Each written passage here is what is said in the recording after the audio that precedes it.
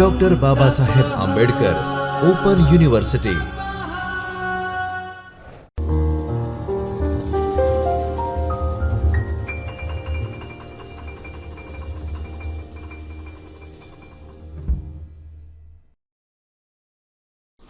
નમસ્કાર તાલીમાર્થી મિત્રો. Doctor Baba Saheb Ambedkar open યુનિવર્સિટીના શિક્ષણશાસ્ત્ર વિભાગમાંથી હું ડૉક્ટર હિના રાવલ આપ સૌનું હૃદયપૂર્વક સ્વાગત કરું છું. તાલીમાર્થી મિત્રો, આજે આપણે બીએડના પ્રથમ વર્ષના પેપર કોડ ES 116 ગુજરાતીનું અધ્યાપન, જેમાં બ્લોક 1 યુનિટ 5 માતૃભાષા શિક્ષણનું આયોજન, જેના પ્રથમ વ્યાખ્યાનમાં આપણે અભ્યાસ કરીશું. તો તાલીમાર્થી મિત્રો, આજે આપણે આ વ્યાખ્યાનના મુખ્ય મુદ્દાઓ એટલે કે શૈક્ષણિક આયોજન, જેમાં શૈક્ષણિક આયોજનની સંકલ્પના, શૈક્ષણિક આયોજનના પ્રકારો, શૈક્ષણિક આયોજનનું મહત્ત્વ, શૈક્ષણિક આયોજનની જરૂરિયાતો તેમજ શૈક્ષણિક આયોજન વખતે ધ્યાનમાં રાખવાના જે મહત્ત્વના મુદ્દાઓ છે એના વિશે આપણે વિગતે પરિચય પ્રાપ્ત કરવાનો છે. તો આપણે જાણીએ છીએ કે કોઈ પણ વસ્તુ હોય કે વ્યક્તિ હોય, એ જ્યારે કોઈ કાર્ય કરે છે ત્યારે ચોક્કસ આયોજનપૂર્વક કરે છે, કારણ કે આયોજનપૂર્વક કરવામાં આવેલું કાર્ય એ ધારેલા પરિણામ પ્રાપ્ત કરવા માટેનું સક્ષમ પરિબળ છે. કે કોઈ પણ કાર્યને આપણે સાકાર કરવા માટે એક ચોક્કસ યોજના બનાવીએ છીએ અને તેની પ્રત્યેક જે નાની નાની હકીકતો હોય અને કેટલીક વિગતો હોય, તે તમામ જે બાબતો છે એનો વિચાર, એ કાર્યને સારી રીતે કરવા માટે એનો વિચાર કરવો એ ખૂબ જરૂરી છે. અને તબક્કાર આપણે એ આયોજનમાં વિવિધ પ્રયુક્તિઓ, વિવિધ સાધન સામગ્રીઓ, એ દરેક બાબતોનો વિચાર કરીને ત્યારબાદ સઘળું દક્ષતાપૂર્ણ આપણે જે કાર્ય કરીએ છીએ અને ત્યારબાદ જે પરિણામો આપણને પ્રાપ્ત થાય છે, પરિણામોની નિષ્પત્તિ થશે તે નક્કી કરવું, આ પ્રકારની જે પ્રક્રિયા છે તેને આપણે આયોજન કહીએ છીએ.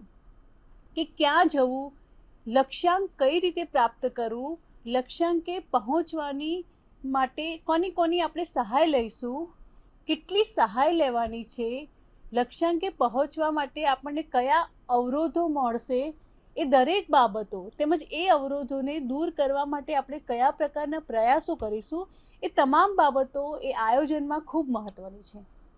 અને આ માટે આપણે જે સતત વિચાર કરીએ છીએ, ચિંતન કરીએ છીએ, એને આપણે આયોજન કહીએ છીએ. કે કોઈ પણ પ્રવૃત્તિ હોય તો એ પ્રવૃત્તિ કે આયોજનને આપણે સફળતાપૂર્વક પાર પાડવા માટે તેના જે સમગ્રલક્ષી પાસાઓ છે, વિવિધ પાસાઓ છે, તેનું આપણે ઝીણવટભર્યું ચિંતન એટલે કે તેનો અભ્યાસ કરવો જોઈએ.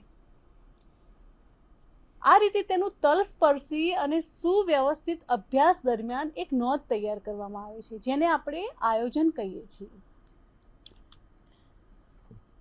તો આપણે જોઈએ કે દરેક કાર્યમાં આયોજન એ કાર્યને સારી રીતે કરવા માટે ખૂબ જ મહત્ત્વનું છે.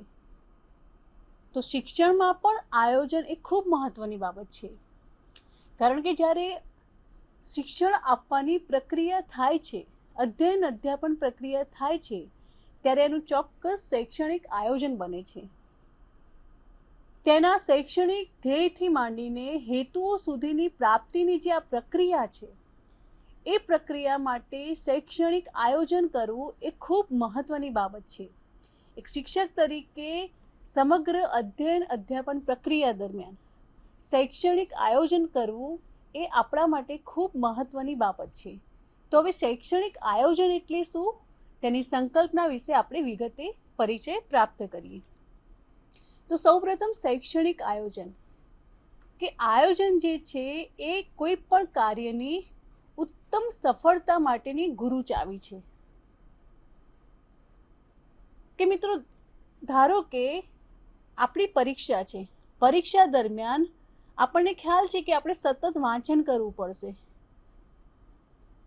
તો વાંચન કરવા માટે આપણે જો ચોક્કસ આયોજન બનાવીએ કે દિવસના આટલા કલાક આ વિષયને ન્યાય આપીશું, આ વિષયના આ અઘરા પ્રશ્નોને ન્યાય આપીશું. એ રીતે જો ચોક્કસ આયોજન બનાવીને આપણે વાંચનની પ્રક્રિયા કરે તો આપણે એમાં સારા પ્રયત્નો થકી સારું પરિણામ લાવી શકીએ છીએ.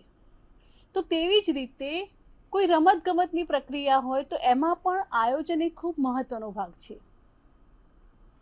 સરકાર પણ રાષ્ટ્રના કલ્યાણમાં, દેશના સામાજિક આર્થિક વિકાસમાં ચોક્કસ એક આયોજનનું નિર્માણ કરે છે અને આયોજનપૂર્વક કરવામાં આવેલી ક્રિયાઓ એ આપણને ધારેલા પરિણામ તરફ લઈ જાય છે. કે આમ કોઈ પણ ક્ષેત્ર છે એમાં એની સફળતાની ચાવી એ આયોજન ઉપર છે અને સફળતા પ્રાપ્ત કરવા માટે આપણે એના વિશે પૂર્વ વિચારણા કરીએ કે આપણે કયા પ્રકારના પરિણામો પ્રાપ્ત કરવા માંગીએ છીએ, એ માટે કયા પ્રકારે આપણે કાર્ય કરવાનું છે, એની હેતુઓની રચના કરવાની છે, એ દરેક બાબત આયોજનમાં ખૂબ જ મહત્ત્વની બાબત છે. તો આ રીતે શૈક્ષણિક આયોજન એટલે શું? કે હવે આયોજન એ શિક્ષણમાં પણ એટલું અનિવાર્ય છે. તો શૈક્ષણિક આયોજનની આપણે સંકલ્પના સમજીએ કે આપણે જાણીએ છીએ કે શિક્ષણ એક પ્રક્રિયા છે અને આ પ્રક્રિયાને સફળ બનાવવા માટે આયોજન કરવું એ ખૂબ જરૂરી છે. કે હું તમને કહું કે શિક્ષક જ્યારે વર્ગખંડમાં પ્રવેશે છે,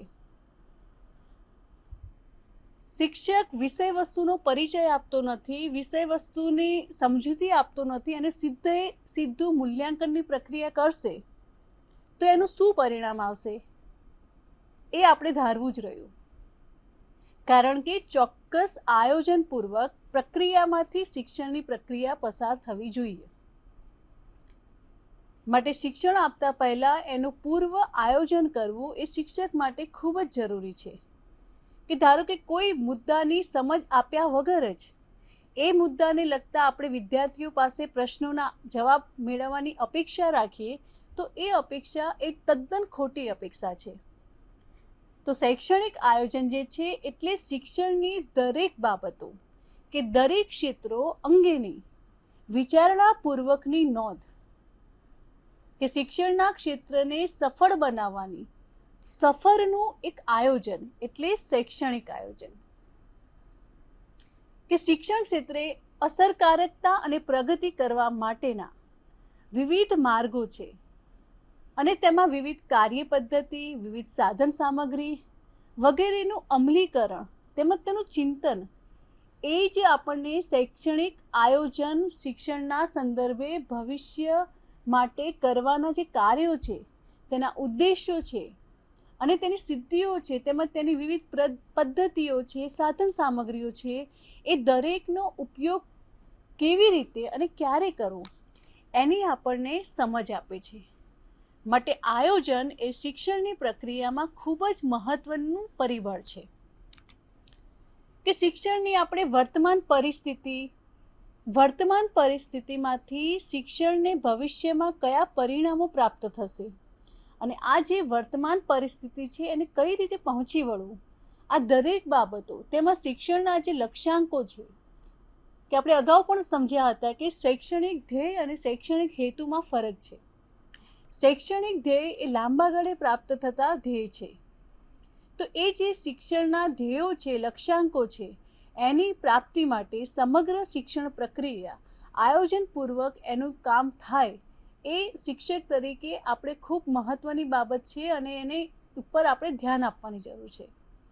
તો આમ દરેક તબક્કે આપણે સમજીએ છીએ કે કોઈ પણ ક્ષેત્રમાં સફળતા પ્રાપ્ત કરવા માટે આયોજન એ ખૂબ જરૂરી છે અને એ બાબત શિક્ષણના સંદર્ભમાં પણ લાગુ પડે છે. હવે આપણે શૈક્ષણિક આયોજનના પ્રકારો, કે શૈક્ષણિક આયોજન કયા પ્રકારે આપણે કરી શકીએ. તો સૌ પ્રથમ રાષ્ટ્રીય શૈક્ષણિક આયોજન, કે સમગ્ર રાષ્ટ્રના વિકાસ માટે કરવામાં આવતા આયોજનને રાષ્ટ્રીય શૈક્ષણિક આયોજન કહેવાય. કે તાલીમાર્થી મિત્રો જુઓ, અત્યારે રાષ્ટ્રીય શિક્ષણ નીતિ 2020 દરમિયાન માતૃભાષાને વધારે મહત્ત્વ આપવાની વાત કરવામાં આવી છે.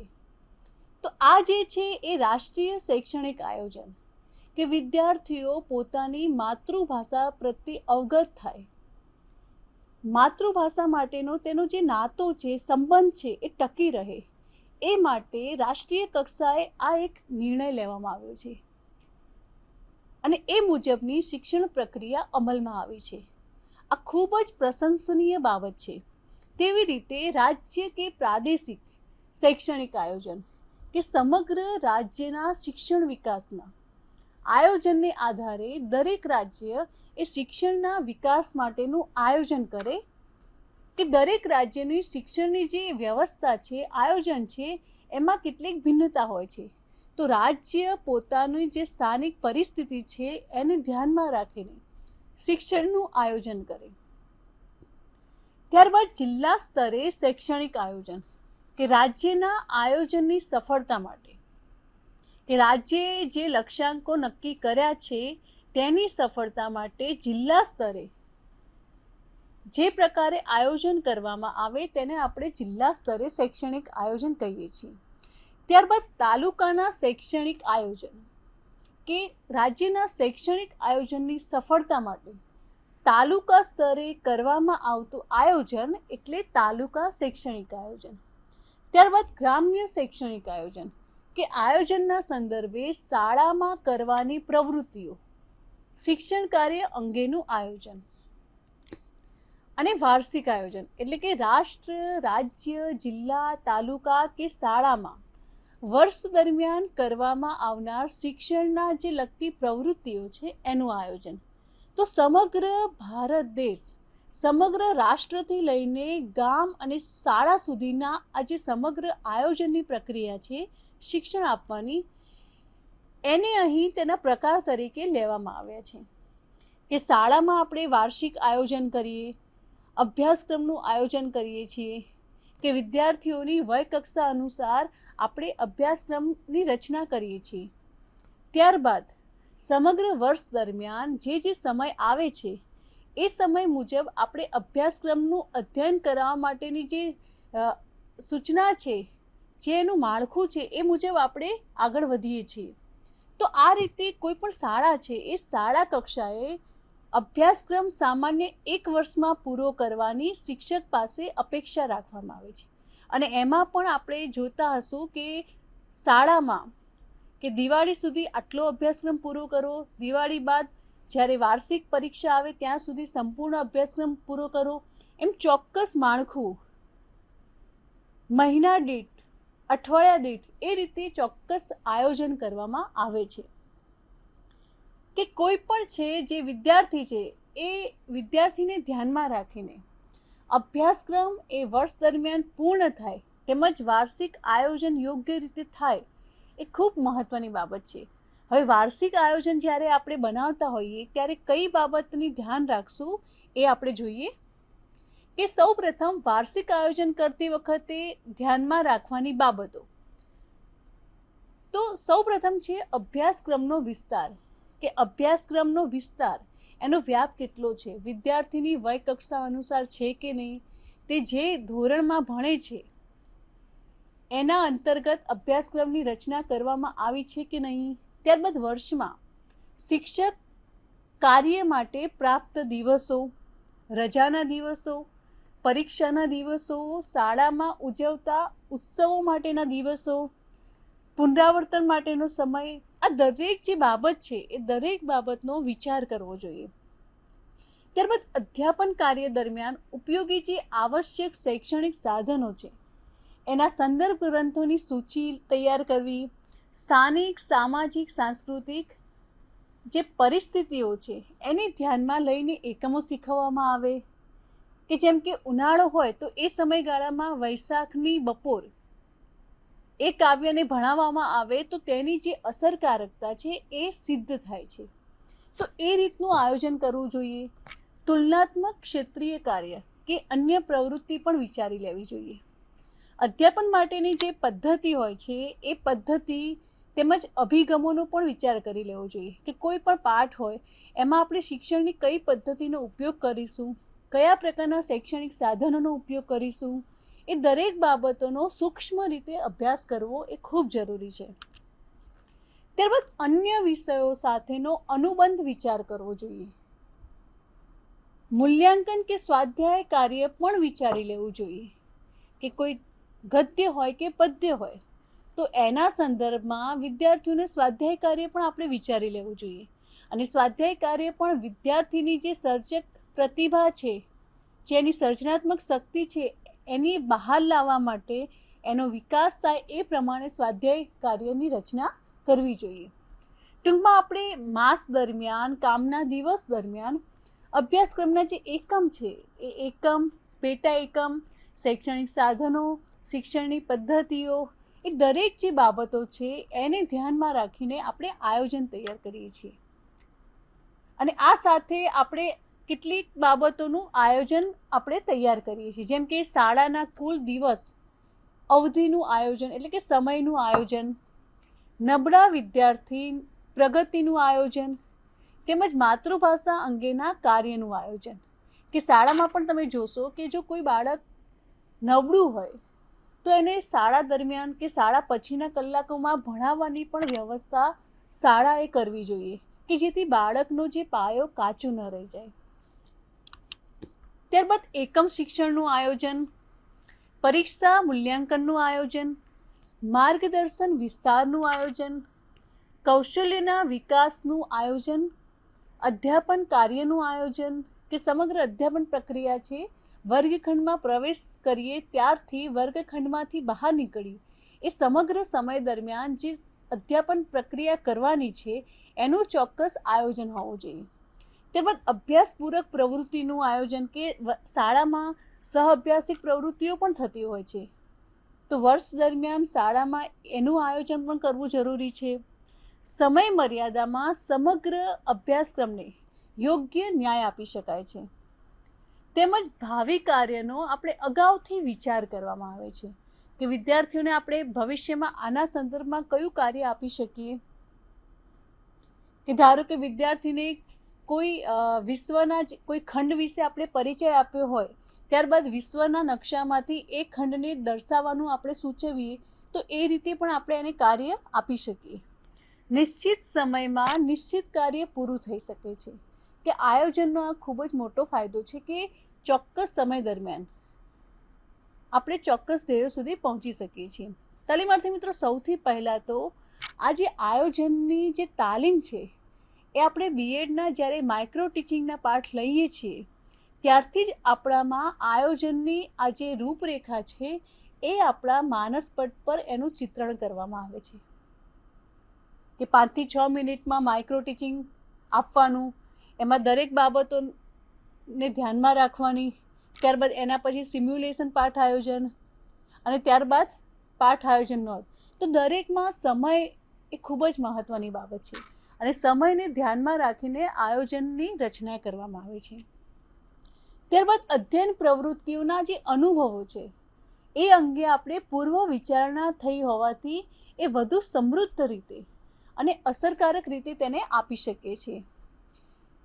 પૂર્વ વિચારણાને કારણે વિદ્યાર્થીની જે વિષય અંગેની જે સૂઝ છે એ સૂઝ વિકસે છે અને પરિણામે વિદ્યાર્થીની અંદર જ્યારે વિષય વસ્તુની સ્પષ્ટતા થાય છે ત્યારે તેનામાં ઓટોમેટિક આત્મવિશ્વાસ વધે છે.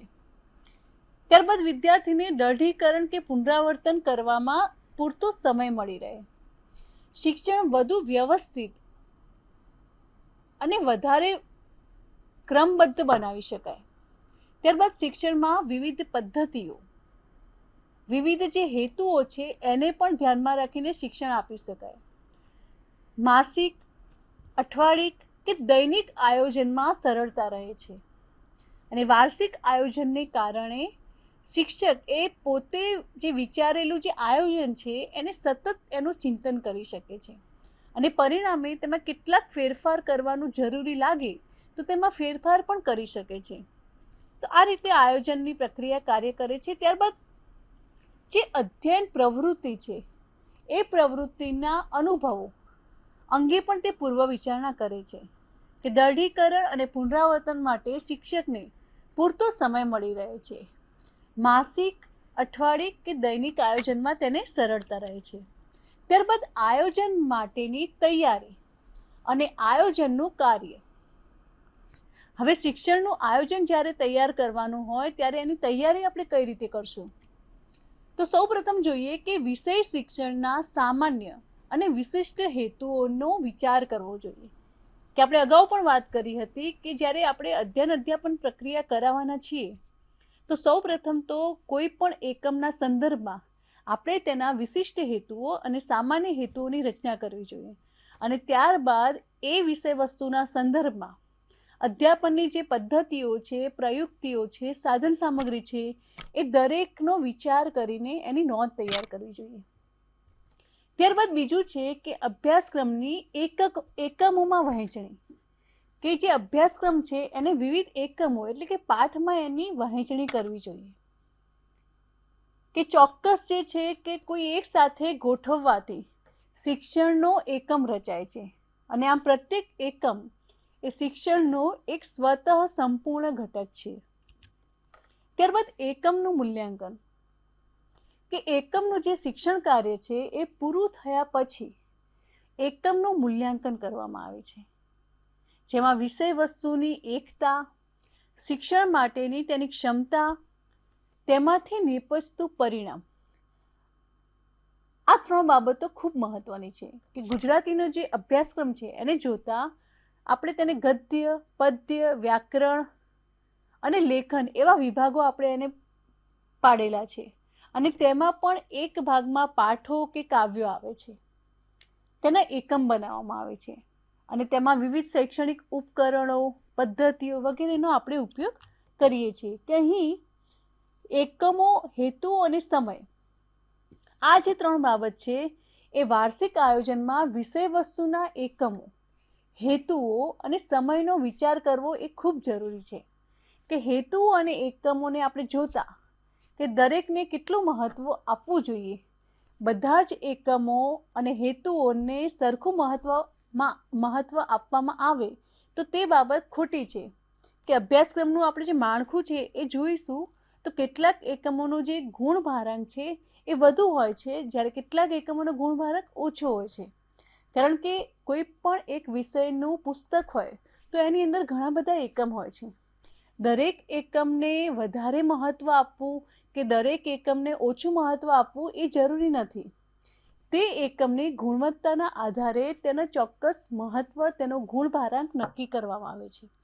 જેમ કે આપણે અહીં એક કોઠો આપેલો છે કે એકમો, જેમાં એકમ હોય 1, 2, 3, 4, 5. હવે એમાં જ્ઞાન પ્રાપ્તિને લગતા એકમો કેટલા છે, અર્થગ્રહણને લગતા કેટલા છે, રસ દર્શનને લગતા કેટલા છે, અને અભિવ્યક્તિને લગતા કેટલા એકમો છે. આ પ્રમાણે તેની અલગ નોંધ બનાવવામાં આવે છે. ત્યારબાદ માતૃભાષા શિક્ષણને વર્ષ દરમિયાન કુલ કેટલા તાસ મળે અને તેના આધારે વાર્ષિક આયોજન કરવું જોઈએ. કે રજાના દિવસો, તહેવારોના દિવસો, પરીક્ષાઓ વગેરેને બાદ કરતા શિક્ષણ કાર્ય માટે જે દિવસો મળે છે એ દિવસો દરમિયાન આપણે કયા એકમને કેટલા દિવસો આપવાના છે એ પણ ખૂબ મહત્ત્વની બાબત છે. કે ઉદાહરણ તરીકે હું તમને કહું કે ગુજરાતીમાં અઠવાડિયામાં 5 તાસ મળે છે. કામના અઠવાડિયા 28 = 145 તાસ મળે છે. હવે આ 140 અઠવાડિયાને 3 વિભાગમાં વહેંચી શકાય. સૌપ્રથમ તો જૂનથી ઓગસ્ટ, જેમાં 45 તાસ, ત્યારબાદ સપ્ટેમ્બરથી ડિસેમ્બર, જેમાં 45 તાસ, અને જાન્યુઆરીથી માર્ચ, જેમાં 50 તાસ. આમ કુલ 140 તાસનું આ રીતે આપણે આયોજન કરી શકીએ.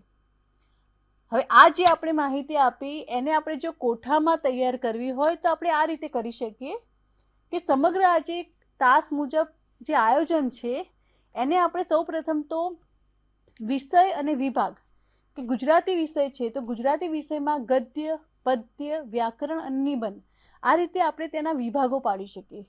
ત્યારબાદ ગદ્યના કેટલા તાસ લેવાના, જેમ કે અહીંયા આપણે આપ્યું છે કે ગદ્યના 16, ત્યારબાદ પદ્યના 8, વ્યાકરણના 9 અને નિબંધના 12.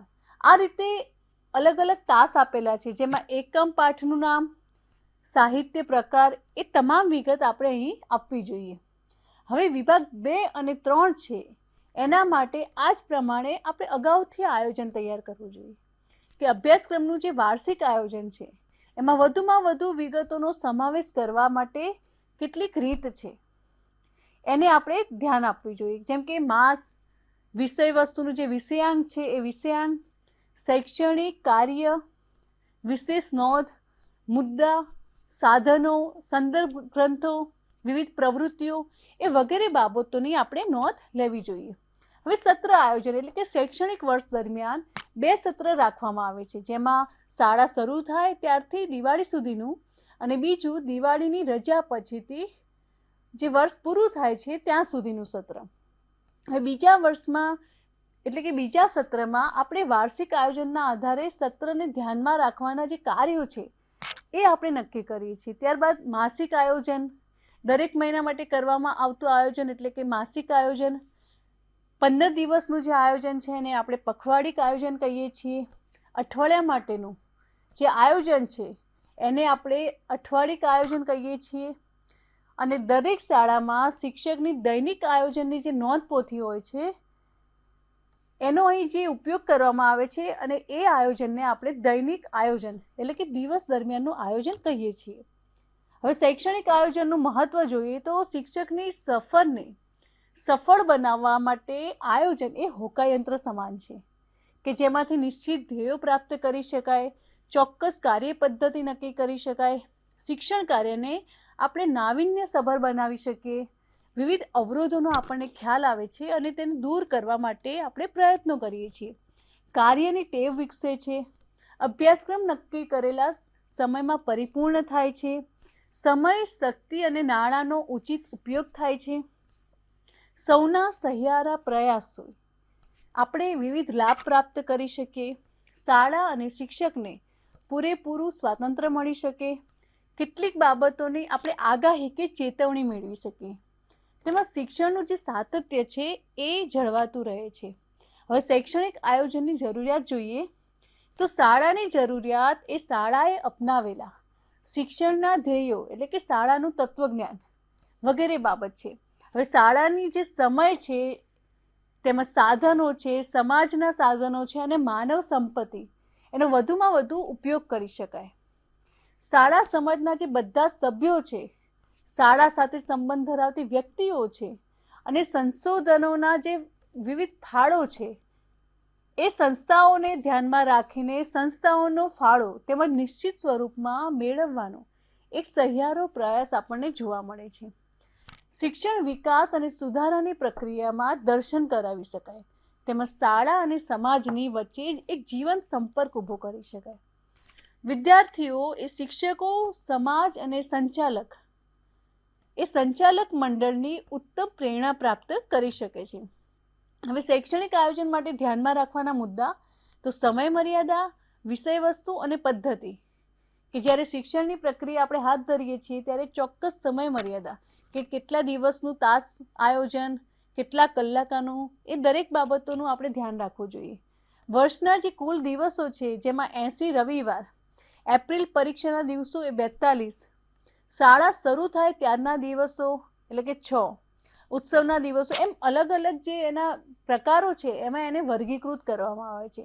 અને આ રીતે સમગ્ર વર્ષ દરમિયાન 180 દિવસ શિક્ષણ કાર્ય માટે મળશે અને તેમાં ફક્ત 135 દિવસ માતૃભાષા શિક્ષણ માટે મળશે. તેમાં અભ્યાસક્રમ પૂર્ણ કરવાનો આપણે રહેશે. ત્યારબાદ વિષય વસ્તુ કે માતૃભાષાના વિષય વસ્તુમાં ગદ્ય, પદ્ય, વ્યાકરણ અને લેખનનો પણ સમાવેશ થાય છે. તેમજ પૂરક વાંચન, ઇતર વાંચન અને મુખપાઠ પણ આપણે એની અંદર સમાવેશ કરીએ છીએ.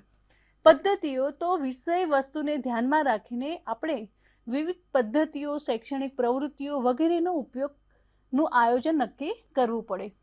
આમ શિક્ષણના જે ધ્યેયો છે એ ધ્યેયોને સિદ્ધ કરવા માટે શૈક્ષણિક આયોજન એ ખૂબ જ મહત્ત્વની બાબત છે.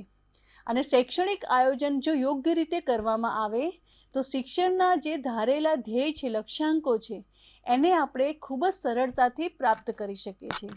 હવે આ એકમના આપણે સ્વાધ્યાયના પ્રશ્નો જોઈએ કે સૌ પ્રથમ છે શૈક્ષણિક આયોજન એટલે શું. બીજો પ્રશ્ન છે કે શૈક્ષણિક આયોજનનું મહત્ત્વ સમજાવો. અને ત્રીજો પ્રશ્ન છે કે શૈક્ષણિક આયોજન માટે ધ્યાનમાં રાખવાના મુદ્દા જણાવો. તો તાલીમાર્થી મિત્રો, આજના વ્યાખ્યાનમાં આપણે શૈક્ષણિક આયોજનનો અર્થ, તેની સંકલ્પના, તેના પ્રકારો, તેમાં ધ્યાનમાં રાખવાની બાબતો, આ દરેક મુદ્દાનો આપણે વિગતે અભ્યાસ કર્યો. હવે પછીના વ્યાખ્યાનમાં આપણે તાસ આયોજન એટલે શું, તેની સંકલ્પના, એના વિશેના બધા જે પાસાઓ છે એના વિશેનો આપણે અભ્યાસ કરીશું. ત્યાં સુધી ધન્યવાદ. स्वाध्यायः